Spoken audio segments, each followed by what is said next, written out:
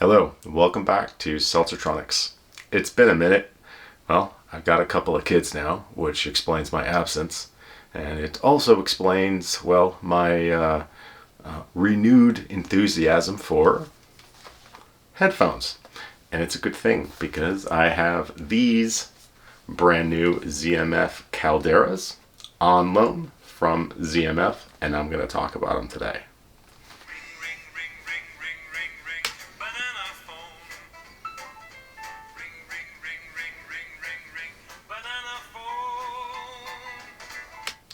I don't have a lot of experience with ZMF headphones, so the opportunity to have these at my home for a few weeks, listening on my own equipment, has been an illuminating experience about ZMF headphones and also about its creator, Zach Merbach. Zach Merbach is an individual of some story and legend in our community. He begins as a headphone enthusiast, starts modding headphones, I guess initially for his brother, shares these mods online. People love them. He goes on to create ZMF headphones, and the rest is history. But importantly, all indications seem to suggest that he remains to this day an avid headphone enthusiast. Thus, with his latest flagship creation, his magnum opus, I feel like I maybe got to know him a little bit. His passion and enthusiasm is throughout this headphone. This is a headphone lover's headphone. I think he put a lot of himself into it. These headphones are not for doing work. They're not for productivity. They're not for analyzing anything. They are for forgetting the world you live in and immersing yourself in a musical experience the way only headphones can. So by now, you've probably seen several videos on these guys. I'm not the first one that you've seen. Everybody has said how beautiful they are, and they are correct.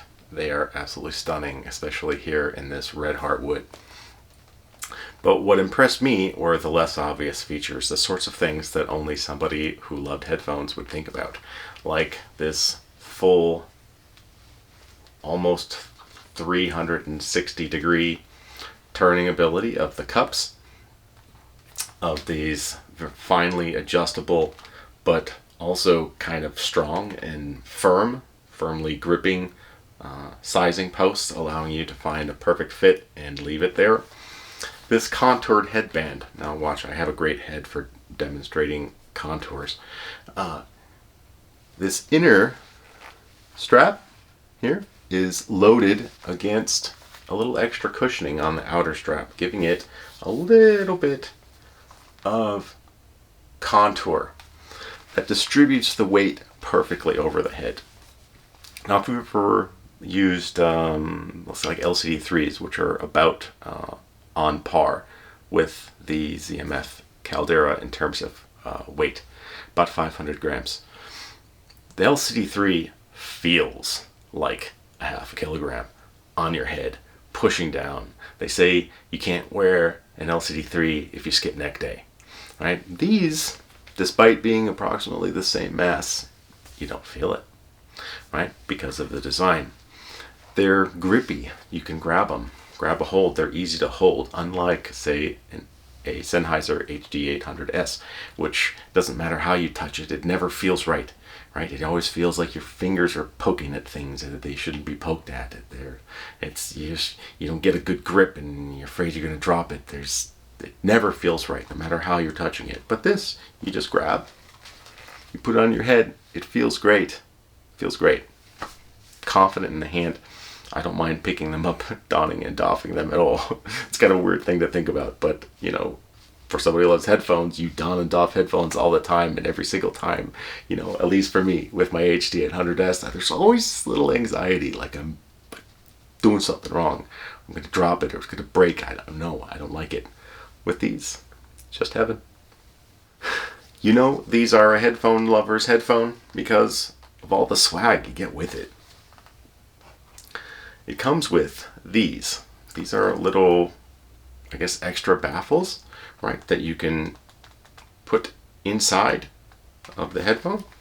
Here, this opens up easy to demonstrate. Well, you don't put this on this side of the cover, but you put it up against the driver, right? Put the pad back, remove the pad, place this up against the driver, put it back on, and it allows you to customize the sound a little bit. According to Zach, what they do is they allow you to fine-tune the highs just a bit, and that's about what I experienced when I tried them. You also get tons of cables, right? You get a Pentacon connector, as well as the 6.3 millimeter, as well as the 4-pin XLR, right? So you don't have to fuss. You just get it right out of the box. Headphone lover. And don't even get me started on all these pads. Look at this. We have different animals, perforated and non-perforated. No animal vegan pads, allowing you to customize the sound or satisfy your moral imperatives. So as this is my first review in some time, I want to go over how I will do it. Firstly, let me say that while I love to listen to headphones, test them, and formulate opinions of them, they aren't my favorite thing to review. My preferred mode of comparison is blind testing with repeated trials, which is rarely possible with headphones since there's typically no practical way to blind yourself. I also don't like to get lost in the weeds of precision audiophile languages, as these things tend to go. I will use some audiophile language here and there, and I appreciate the motivation for it, but generally speaking, I believe it does more harm to communication than it enhances it. Even if I knew what all those words mean and was reliably able to capture accurate impressions of them, and I'm not sure that I can, I'd be talking to like the 9 people who possess the exact same meaning of these words, right? So, more importantly, I don't believe we listen to music like this. Our subjective enjoyment of music is not a linear additive function of attack, decay, grip, extension, etc., etc. Rather, I prefer to talk about my experience of a thing as a whole, as it presents to me in the context for which it was made, that is, listening to music. Accordingly, my testing is based on extensive listening with a diverse collection of test tracks that I am intimately familiar with and enjoy. My test tracks are listed below with YouTube links for your convenience. My headphone reviews will generally be based on direct comparisons with the Sennheiser HD800S as a reference. Although not a perfect headphone, it's time and time again defeated the challengers and remains king of my head. And also, it's a common headphone that many of you either have or have listened to, thus making it a useful reference point. I'll be presenting my results in two main forms, including detailed discussion of particular tracks that highlight what a headphone does or doesn't do well, as well as a fake quantitative analysis using my patent-pending problematic scoring system, or PSS. The PSS is given as the ratio between the number of times I preferred the test headphone, in this case the Caldera, to the HD800S for a particular track in my set of test tracks. Thus, a score of 0.5 would indicate I preferred the headphone half as often as the HD800S, and a 1 would indicate that I chose it equally often. And often, 1 would mean I chose that headphone more often. Above 1 would mean that I chose that headphone more often than the HD800S. Additionally, I will highlight any other standout decision points I believe ought to be considered in your purchase of a headphone, such as price, form factor, features, etc. Okay, let's talk about the Caldera. The Caldera is Zach Merbach's home-designed, homegrown planar headphone. There are, by my count, 3 key innovations that define the Caldera. The first is the shaped or fluted magnets that appeared to Zach as calderas, or kind of like a volcano shape. This design is supposed to allow for more directional airflow and less turbulence within the magnet array. The second is the ATS, or the atrium damping system. This is ZMF's patent-pending system, and as I understand it, the ATS is not defined by any specific material or space, but is a loose structure that allows for the designer to flexibly optimize the distance between the damping material and the driver, and then the damping material and the back of the ear cup. This approach Also apparently provides for some malleability in the damping material. This is what I was able to gather in conversation with Mr. Merbach and from the patent application. So the short version of that, I think, is that this gives ZMF a bit more control when doing the tuning of a headphone. In a way, this makes sense. I don't want to pigeonhole ZMF as having one definitive house sound, but I think it's fair to say that they're a brand which takes great care in the sonic character of their headphones. Again, Zach is himself a headphone lover, and I think he makes headphones for people who love headphones. The third innovation is the chiral ear pads. That is to say that the ear pads have handedness, or earedness. If you rub a circle around your ear, you'll notice that the contour of the back of your skull behind your ear dips in a bit. With achiral or fully reversible ear pads for which it doesn't matter which side you put it on, right? The fitment against that part of your head will be compromised, possibly resulting in a poor seal and impacting sound quality. His chiral pads are a bit thicker in this part behind your ear in order to compensate for this, but as a result, it must be worn fitted correctly and adjusted correctly. Okay, so now the part that everybody wishes reviewers would just get to, but we don't, because 15 minutes of throat clearing makes us feel like mature, responsible reviewers. The sound. As I mentioned, I evaluate headphones using the PSS, or Problematic Scoring System, which is the ratio at which I choose the test headphone to the HD800S on a per-track basis. From the test track list, again, below. I'm going to highlight a few of these comparisons I think will be the most informative. The first track I'll highlight is Speak Softly Love by Yao Si Ting. Yao is a female Chinese vocalist. Like a lot of modern recordings from the Chinese world, I find that it is very dynamic, but also kind of unnaturally clean and a bit processed sounding. I don't want to say over-processed because I think it's the sound that that market tends to like. The result is a very intimate connection with the singer that wraps around the listener with a simple forward instrumental accompaniment. Listening to this track on the Caldera was shocking. Almost a humbling experience. I've been using this song for testing as well as for my enjoyment for a couple of years now, and I thought I was deeply familiar with it. Yet its presentation on the Caldera is almost like a different song, leaving me wondering if I'd ever even heard it as it was meant to be heard. The track reveled in the lavish warmth of the Caldera's mid-range. Si Ting's voice was just so warm and sweet, while retaining vocal clarity. Everything worked for me. She was so hot and breathy. It was like being wrapped in satin sheets with her. Warmth and love surrounded me. It was like the hot, passionate love that you experience when love is new and you are overcome by its power and presence. It was wonderful. I think I almost cried. But you see, I'm accustomed to this song on the HD800S. All this time, I thought this song was not about being in love, but about the love that is lost or teetering on loss. It's about the pain a desperate lover experiences when their lover is moving on from them. On the HD800S, the heat of the satin sheets is gone. She's not in bed with her lover, he's gone and she's cold. The details go deeper, somehow reminiscent of the way the heartbroken pore over every detail of what was said and done. There is no dreamlike, soft glow, only the acuity of sadness. And I love this song, but that's what I thought it was about.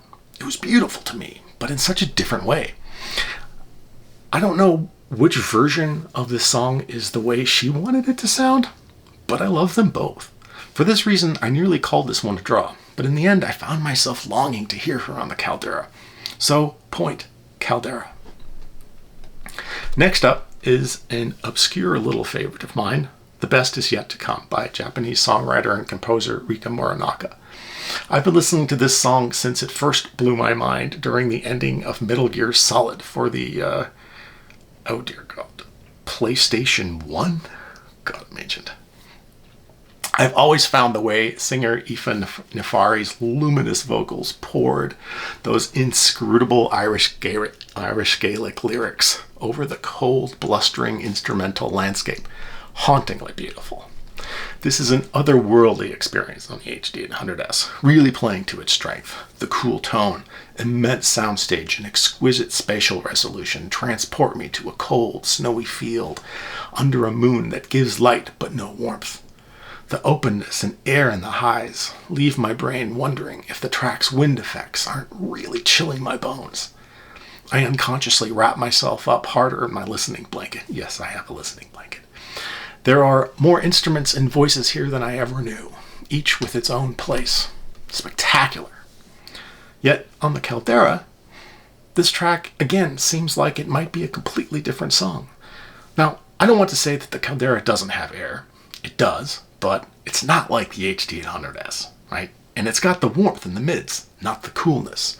With the Caldera, this isn't outside in the cold, it's inside a warm place. A cathedral with the mid-morning sun beaming through the stained glass window. The spatial detail isn't quite there, as the distinctiveness and localization of the chorus and the instruments are blurred together in the resonant chamber. The result is still euphonic and wonderful, but for me, it's just a bit off. Maybe I'm just remembering the cold exterior of that secret tank base on the Bering Sea I infiltrated in the final act of Metal Gear Solid. In any case, I preferred the HD800S here. It was a more magical experience for me. Speaking of lights that never warm, Astronomy by Metallica, fun fact, one of the greatest covers of all time. This one is supposed to be cold, right? Here's the thing, though. I love this song, and I honestly can't even listen to it on the HD800S. It's too much. Too much grind, too much edge, too much distortion pedal. I have to turn down the volume, and that's not a good thing for metal. Metal should only be turned up. This is a scientific fact. You ever look at the waveform of a Metallica song? It's brick-walled AF, because they want you to hear it loud. Unfortunately, this means that the HD800S is effectively non-functional with this song. In comparison, the Caldera, the warmth of the mids and the less punishing detail in the highs brought this track back into coherence for me. When Hetfield growls about the light that never warms, I still feel the power of the visual he paints. I still feel its chill in my bones, but I'm going to call it color correct, right? It sounds like Metallica. This is why I love metal. This is what I'm missing with the HD800S lifestyle that I live, right? So, winner, Caldera. Continuing with metal, one of my favorite songs of all time, Devil's Plaything by Danzig off their second album, Lucifuge. I've listened to this song on every means of musical playback I've owned since I was 14 years old. When I hear it, I'm instantly taken back to Dragonlance novels, black mages performing rituals under the black moon only they can see in praise of the goddess queen Takesis. I think Danzig's slower, more dirgy, almost blues rock sound plays better with the HD100S than it does with Metallica. As well, the bass resolution, soundstage, and imaging of the 800S allows for a more technical appreciation of Chuck Biscuit's drumming. You can hear the whole set and how it's set up. That's some of the HD800 magic. Right? In contrast with the Caldera, the drums, they take up horizontal space, but it's just like left and middle and right. With the 800, the details cross a threshold where all those little spatial cues hidden in the air prevail, and the drums become a collection of objects, not just one object. But I don't think many people listen to Danzig for the mathcore drumming, right? It's the hellfire, obviously. It's what ignited my imagination as a young teen with a penchant for the occult. Sadly, the 800 is missing that hellfire. Despite the fuzzier spatial resolution on the Caldera, oh my god. Bravissimo. This is how I want this song to sound. It's how it must have sounded to me when I was 14.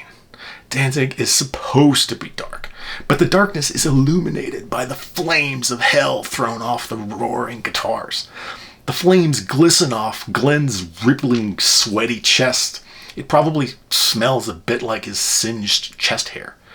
Danzig needs heat. The HD800S is just too cold. The fire is gone. Case in point, the last wailing scream at the end. Always my favorite part. Maybe even one of my favorite parts in music. wow, just epic. Hair on the back of my neck standing up. Bone chilling, the power, the pain, the brutality. All hail she who shapes the world, the mistress of all evil, the great destroyer, Queen Takesis. Okay, so at that point, I think I'm starting to get a bead on where the Caldera really shines for me, and where it, well, shines less. I'll talk about 3 distinct areas here: the mids, the bass, and the air. So let's talk about the mids first, because that's where the music is, and that's where the Caldera rules my ears. As I discovered myself falling in love with Caldera's mid-range, I thought, okay, let's take this to the next level. So I brought out the big guns, or should I say the big strings. Or not really that big, more like medium-sized strings, guitars mainly, that I love so much. I'm talking about Rodrigo y Gabriela's Folk off their Live in Japan album. Their best album, by the way. This track sounds great on my HD800S. The detail, especially in the highs and in the airy registers, really opens up the stage. You can hear the venue. It's a concert. It's open. It's airy. Rod and Gab are sitting under the bright stage lights. You can hear and see them clearly from the seat in the audience in this spacious auditorium. But on the Caldera, whoa, what a difference. Perhaps this venue is not large. Perhaps it's a smaller hall, or even just a large room. But it's alive with heat and warm bodies. People aren't sitting neatly in rows. They're dancing. It's hot as a furnace and nobody cares. Everybody's sweating because the passion has taken them. The Caldera just seems to have this... you audiophile types are gonna hate me for this. I'm gonna call it emotional resolution. Right? The mids are just bringing me in. The emotional details are bursting all around me. I know this is too touchy-feely for a lot of you, but I'm in love and I don't care what you think. I feel it. Like the moment you fall in love, the world around you loses its clarity, but the moment, right, is experienced in full. Expectedly, this experience is replicated with the Gypsy Kings' Recuerdo Apasionado off their Compass album. I keep saying it in my notes over and over and over.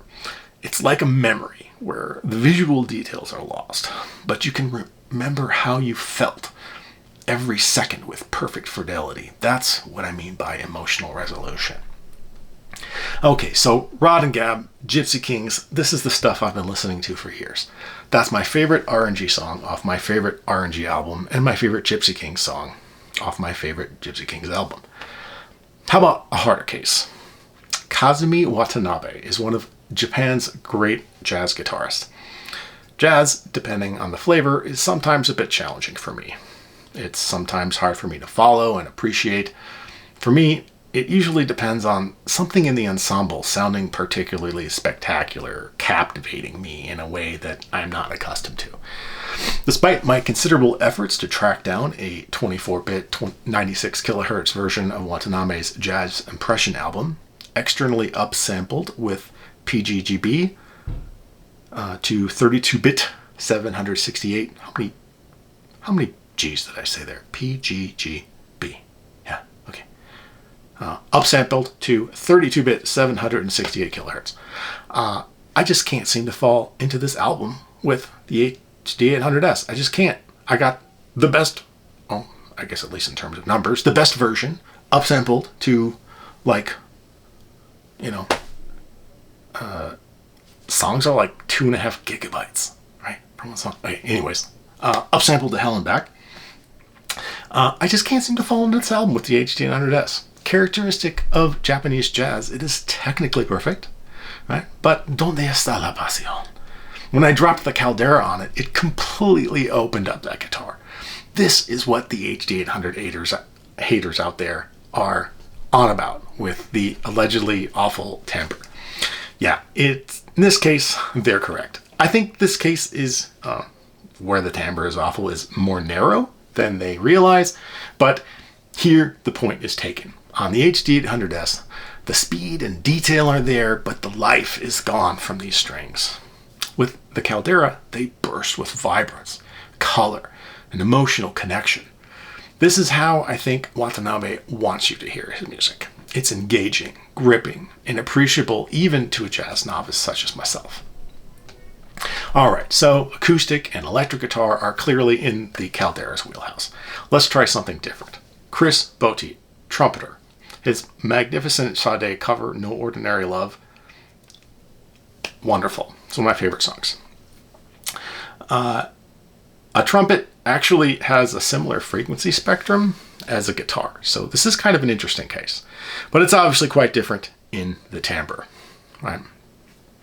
Guitars are probably going to dig down a bit deeper into the lower mids, or even upper bass. Thus, it's possible that trumpet benefits a bit less from the lavish warmth that the Caldera brings in this region, and further that the HD800S lacks in that area. All right. I'll also say that I find this track absolutely lovely on the HD800S. Chris's trumpet is clarion and engaging.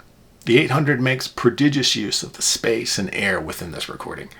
It creates this ambiance. See, there's something in the air. I can feel the cool night air in the city. It's 1 a.m. and the streets are empty. The unheated traffic lights shimmer red, green, and yellow on the damp asphalt. It's beautiful and sophisticated. On the Caldera, I was surprised to find it a bit too sweet and overwarm, like too much of a good thing. Almost over-red in color. The warmth has kind of gone mushy, and the lack of detail, especially in the trumpet's upper reaches and harmonics, were lacking.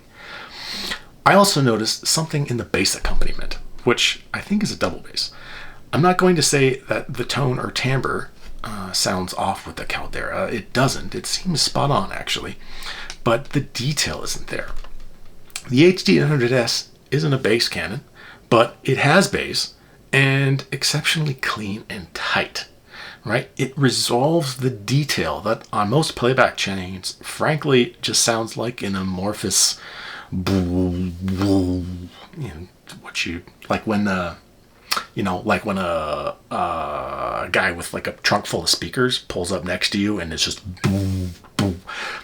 I think we sometimes sort of expect that's what bass sounds like, but there actually is detail. There's contour. There are dynamics, right, in that bass, right? And most playback chains, in my experience, don't really do that right. They just give you that big bass, like Bose, for example, Bose speakers. They just give you that. They give you bass, and people say, "Oh, wow, it has bass. This must be a really good speaker," right? But there's a whole lot you're missing.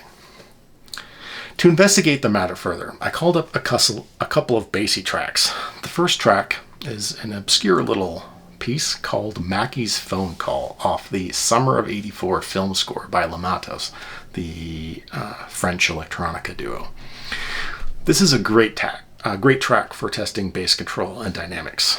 This eerie haunt has some deep and wide bass thumps alternating from left to right with alternating echoes behind them. When presented well, you can really hear the contour of the bass. The alternating hits are staged wide and distinctly, which is sometimes not the case with bass that can, kind of sound mono.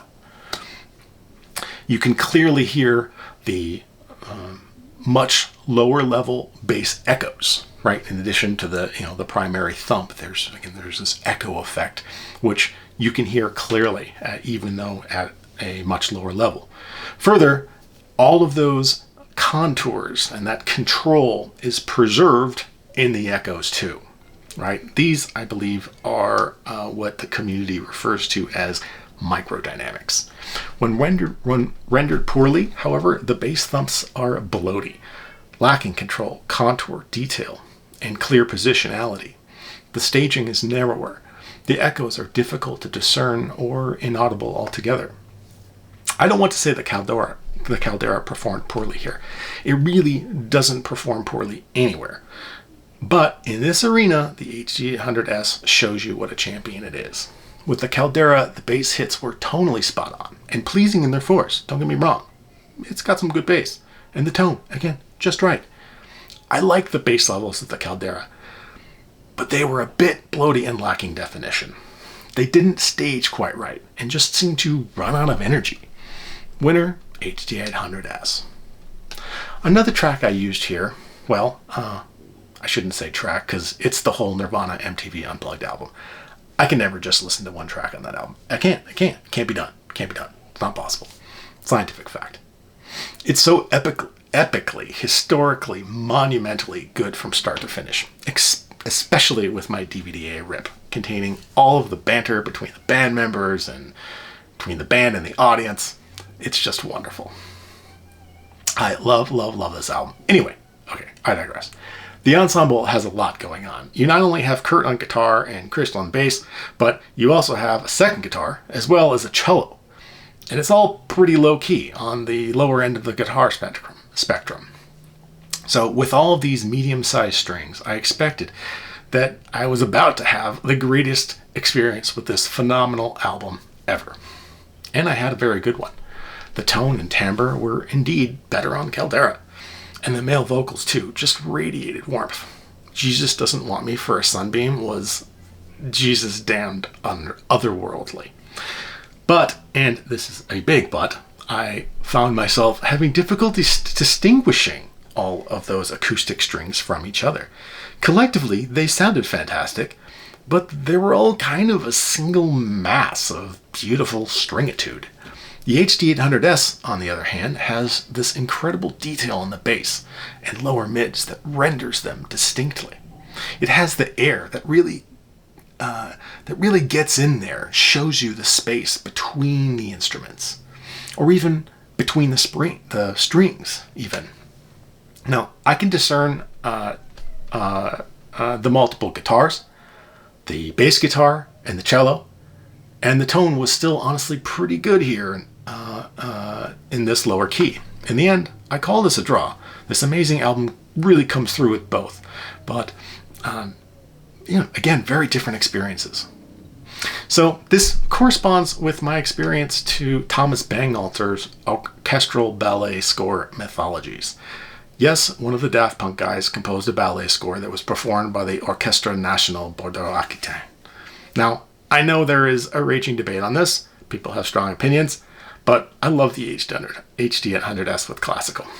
I just tend to find it more interesting. The 800S has the air, the prodigious space for the whole orchestra to play out. Space enough to hear the space between the players. In my experience, this just isn't possible on much else. Classical is all about appreciating beauty, and there are so many ways to do that. I personally find beauty in the way the first, second, and subsequent violins play together. This is important to me, and I can hear this with the HD800S. I cannot hear it with the Caldera. But with the Caldera, I'm also left breathless with the way the Caldera makes them sound together. Over the course of this album, I think there were times where I felt that the reddish mids were maybe a bit out of place or even unwelcome. But on the whole, I found myself really connecting to this music in a more romantic, less intellectual way. This experience for me emphasizes how subjective this all is. I can't call a winner on this one. It's another draw. Okay, so let's talk about air. The last track I wanted to talk about is Memory by Ariana Savalas. This is, for me, what consolidated my thoughts on the Caldera and on air, generally speaking. Air is something that the HD800S does really, really well. Before I talk about Ariana, I want to talk a little bit about air itself. What is it? The term air usually refers very generally to the sense of airiness or openness, like being in an open, airy place within the playback of the recording. Sometimes the term air is used to describe an effect of the upper reaches of the audible frequency spectrum, typically above, around, or around 10 kilohertz. So I might show you a frequency graph of headphone A, and perhaps it appears that the highs are a bit more elevated than those of headphone B. It's yet simplistic for me to say, oh look, headphone A has more air than headphone B, because it's more complicated than this. Air is not merely about frequency response. It's about the detail and nuance of the presentation of that whole spectrum. And this, I think, is not something we talk about often. You've probably heard or have discussed detail in the highs, but I think when people do this, they're often talking about the subjective sense of detail in the upper mids and lower highs, representing, things that you hear directly, like hi-hats, cymbals, some of the more delicate wind instruments, etc. Problems in the highs are typically described as giving a sense of piercing definition, edginess, or sibilance. People complain about so-called treble sensitivity, which I think typically means that it just feels like they're getting their earballs poked out by unwanted loudness of certain instruments. But that's not air, right? The thing about air is that it's more about what we hear less directly, because like actual air, it's barely there to begin with. If you've ever had your ears professionally checked by an audiologist or a doctor, it's likely that they probably only bothered to test your ears up to around 8 kilohertz. To test your ears beyond that, you probably had to do it on your own with some application or a YouTube video or something to that effect. The reason why 8 kilohertz is considered adequate by many doctors and hearing professionals is because, frankly, there isn't all that much we need to hear above that. Generally speaking, around 90% or so of the total sonic energy of a typical piece of music is under 8 kilohertz. And most of what remains will be below 10 kilohertz. And most of what remains after that will be below 12 kilohertz, and so on. It rolls off hard and fast. Human instruments and human music are made for human ears, and below 8 kilohertz is where we hear the best. Now, that shouldn't be understood as implying that fidelity above 8 kilohertz or 10 kilohertz doesn't matter. Far from it. But it's important to understand that the subjective effects are more felt than heard. Again, there's almost no energy there. Those upper regions, there live extremely subtle, ghostly even, harmonics, overtones, reflections, and transients that do contribute to the overall quality of the sound, giving a sense of spaciousness, and openness to the sound or air, but also giving detail to that space. Now, how can space, emptiness, have detail? Well, because space does have shape. It is defined by the three-dimensional complement of the physical objects within an environment, all of which exert sometimes very tiny but real impact on sound. This is why the acoustic characteristics of both the recording and playback environments can have a huge impact on the character of what you hear. This is why recording engineers can be very particular about the placement of microphones and even the most subtle details of objects in the recording environment. For example, Morten Lindberg of 2L Studios famously places only the most native logs from Nordic forests under pianos to get them to sound just the way he likes, capturing not merely the musical event, but also its ineffable Nordic spirit. This is why Todd Garfunkel of MA Recordings tries to, quote, master the environment rather than the recording. After arranging everything in the recording environment just so, he uses only 2 omnidirectional microphones going from recording to release with as little dynamic squashing digital processing as possible, so as to preserve the essence of what he calls a musical moment. But it's not just about the recording, it's also about playback. Just as we can talk about detail or resolution in the bass or other more audible frequencies, we can talk about detail and resolution in the air. It's really in there. Simply put, the better the capability of the playback chain to reproduce these details, which you barely hear to begin with, the more the extreme subtleties in the air of the recording environment are audible to you as a listener. Now, to bring this airy digression back to the subject at hand, you see, this is something that the HD800 twins do extremely well. Arguably, They're second only to the most exotic headphones in this regard, like the Raw SR1A comes to mind. This is why it's the headphone that the extraordinary spatial audio processor, the Smith Realizer A16, was built around. Now, I don't want to give you the impression that Caldera doesn't do air or doesn't do it well. It does. It's not like the highs are rolled off. It's not that it feels stuffy or closed in, as some headphones do. It doesn't. But at last, Ariana will help me explain to you what it doesn't quite do. Ariana Savalas, Memory, off her album The Dead Dance. This is a beautiful, emotional song that just makes me want to drink and smoke in the dark to a photoreal of whatever phone I had in 2009. And it sounds wonderful on the Caldera. The minor keys on the piano and strings evoke the saddest, most melancholic and remorseful feels. Her vocals are breathy and warm. She's present with you. I love this song, and I loved it on the Caldera, but something was missing for me.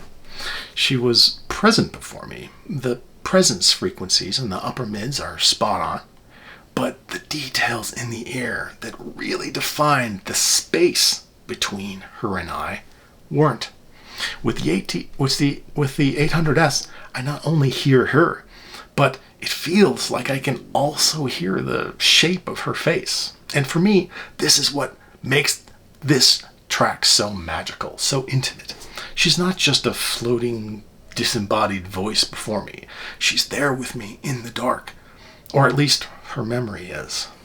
She's so close I could reach out and touch her face like so, only for it to turn to smoke, like the memory of a lost love. It's absolutely brutal. Winner, HD800S. Okay, so let's look at the score and hopefully tie this all together into some conclusions. Across the 23-track playlist, I preferred the Caldera to the HD800S 11 times, the HD800S to the Caldera 10 times, with the two remaining trials scored as draws. This yields a PSS of 1.1. That means I would choose this headphone, the Caldera, over my favorite headphone, the only headphone I can't ever imagine myself getting rid of more often. I loved the sound. Zach is an artist. This is a guy who loves music and headphones and built a headphone for people who love music and love headphones. This headphone is, in many ways, an outstanding complement to an HD800S. It really highlights just how cool and sometimes wrong, frankly, the mids can be in the Sennheiser flagship. Perhaps you've heard HD800S's detractors on a tear about its unnatural timbre.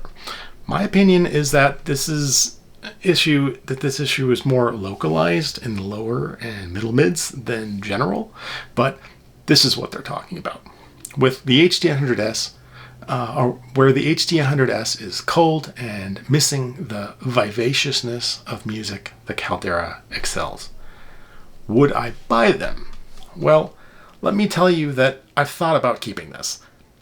I want to keep these. But, that's a steep buy-in.